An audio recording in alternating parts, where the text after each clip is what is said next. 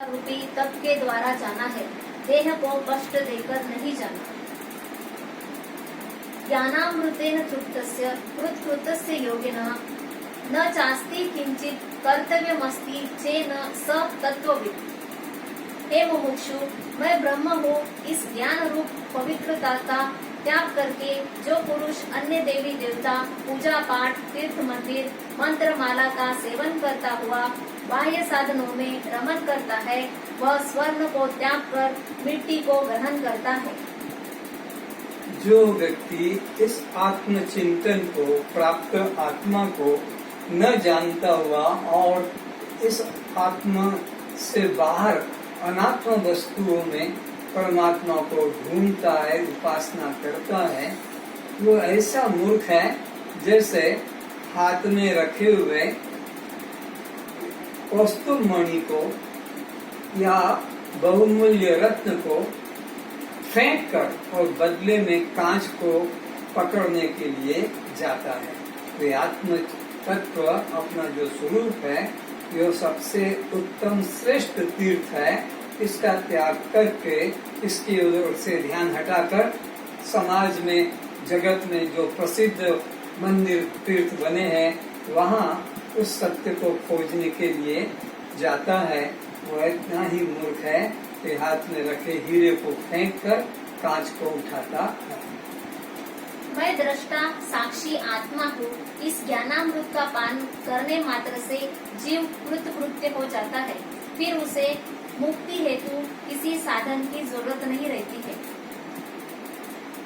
यदि कोई ज्ञानामृत का पान करके भी अपने जीवन में बंधन व मुक्ति की इच्छा रखे और अज्ञान काल वाले मंत्र, माला, पूजा, तीर्थ मंदिर आदि साधन करता है, तो फिर उसे अज्ञानी ही जानना चाहिए।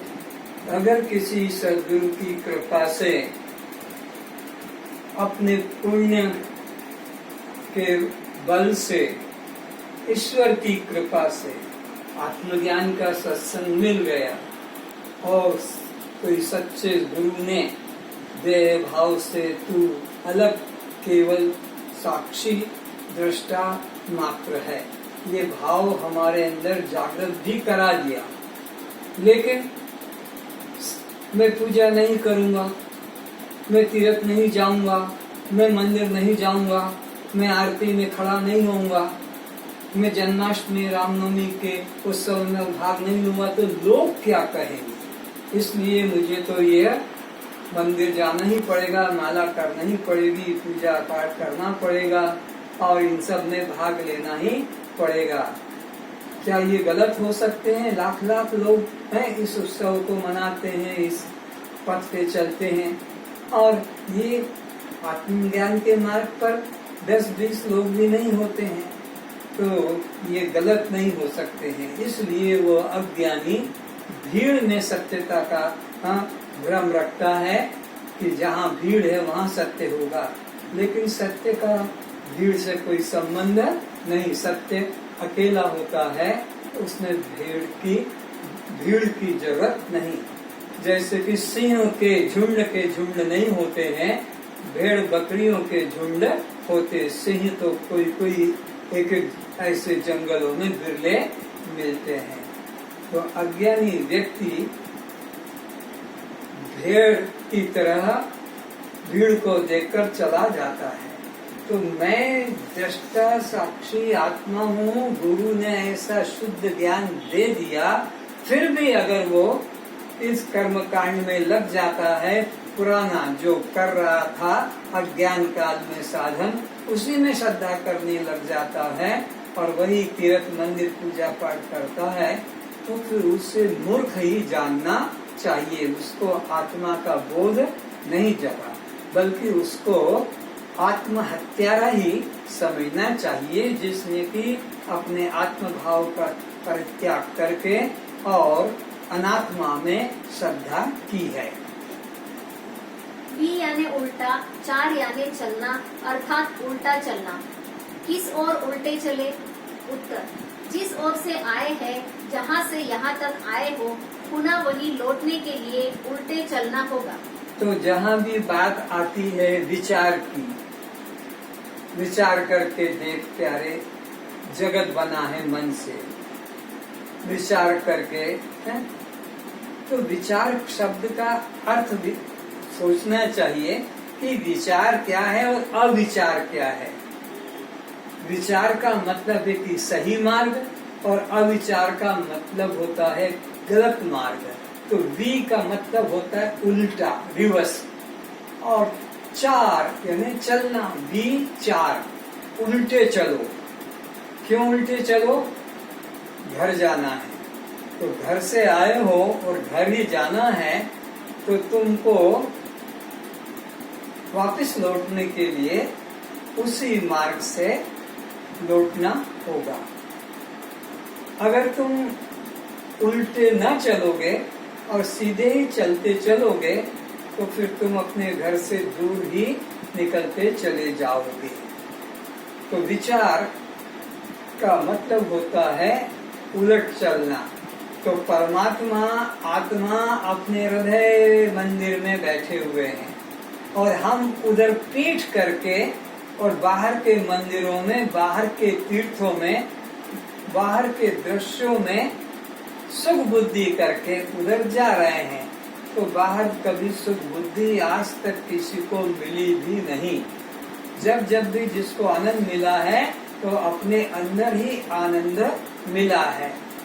और रोज अनुभव करते हैं, गहरी निद्रा में सब भोग लेते हैं पर चैन नहीं पड़ता है। पर जब गहरी निद्रा में चले जाते हैं तो अनुभव आता है कि रात में सुख से सोया।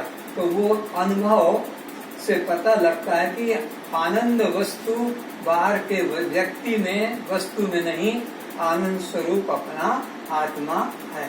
तो आनंद के लिए बाहर जाने की जरूरत नहीं है, उससे उलट के आत्मा की तरफ आना है। इसलिए भगवान कृष्ण ने भी अर्जुन को कहा कि अर्जुन, करोड़ों में कोई एक अनात्मा से उलटकर घर की तरफ आता है, पलटता है, विचार करता है कि क्या एक अंदर इस मिट्टी के दीपक में कौन एक ज्योति है जो ये सारे कर्मों को कर रहा है। तो ऐसा कोई एक विचार करता है तो अनात्मा से उलटकर आत्मा की ओर आता है। फिर उस विचार करने वाले को कोई सद्गुरु मिल जाता है और उसे आत्मा का साक्षात्कार हो जाता है कि वो चैतन्य आत्मा मैं हूँ। फिर वो आत्मा तत्व को फिर उपदेश के द्वारा और जिज्ञासुओं को समझाता है। तो वो सुनने वाले भी कोई भाग्यशाली ही होते हैं और फिर सुनकर कोई एक उसको पकड़ता है, बाकी तो सब उसको सुनना हुआ अनसुना कर देते हैं।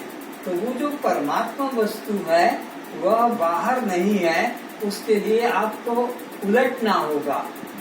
उलटने का मतलब है उल्टे चलना होगा, जिधर से आए हैं उधर ही जाना होगा।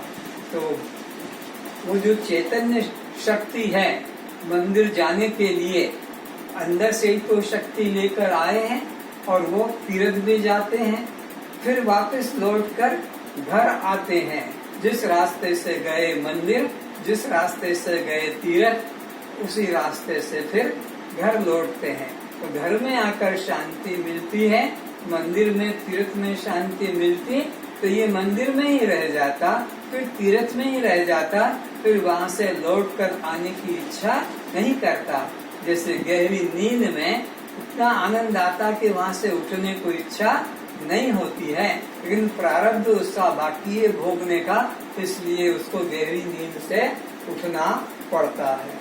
तो इसी बात को भगवान राम भी कहते हैं कि वो जो राम तत्व है, जो आनंद तत्व है, वो तो सबका हृदय में है।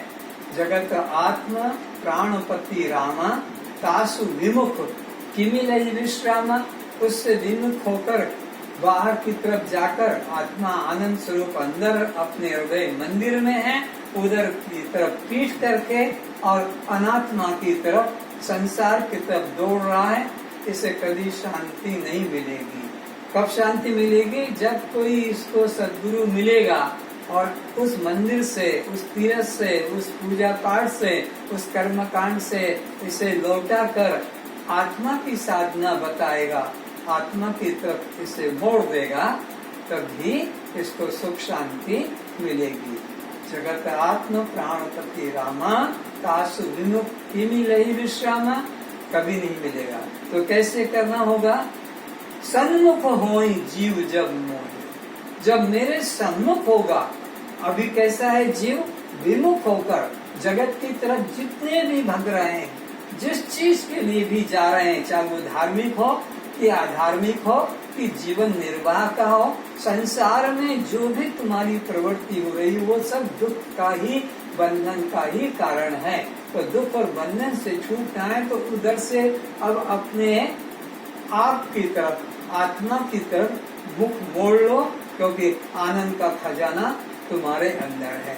तो जगत आत्मा, हाँ जगत की आत्मा है परमात्मा, वो अंदर बैठा है और उसको हम पीठ दिखाकर बाहर चल रहे हैं। कभी किसी को शांति नहीं मिली। शांति उनको मिली जिन्होंने जगत की तरफ पीठ कर ली है और आत्मा की तरफ मुख कर लिया है। तो जन्म जन्म के इसके तब पाप भस्म हो जाते, जन्म कोटि अग नाशम तब ही इसके कोटि कोटि जन्मों के पाप उसी वक्त क्षण हो जाएंगे। हजारों वर्ष का अंधेरा हो किसी गुफा में, लेकिन जिस वक्त पर तुम वहां पर लाइट प्रकट कर दोगे, चाहे टॉर्च लाइट हो कि दीपक का हो कि गैस लाइट हो, जैसे करोगे उसी क्षण में हजारों वर्षों का भी अंधकार क्यों न हो, एक क्षण भी उसको विलीन होने में देर नहीं लगेगी। तो ऐसे ही जब आत्मा की तरफ यह विचार कर लेता है तो अनंत जन्मों के पाप भस्म हो जाते हैं। इसलिए जिज्ञासुओं को अनात्मा से हटकर आत्मा की ओर लौटना है। बाह्य क्रियाकांड से मन को हटाकर आत्मचिंतन की ओर बढ़ना है।